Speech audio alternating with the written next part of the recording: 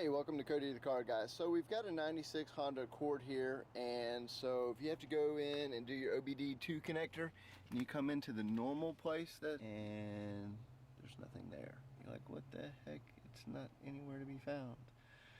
Honda has a strange habit of loving to hide your OBDII connector. So come right over here to the very center of your car. And what you're going to want to do is, at this point, pull out your ashtray. Yeah, exactly. Pull out your ashtray. And look where it is. Look at that. They hit it. They do it on the CRVs where it's on the right side. The newer Civics are up hidden in the center console area, like right here. But there's your OBDII port. Pull out your ashtray, and lo and behold, there she is. So I hope that helps you guys, and I'll catch you on next one.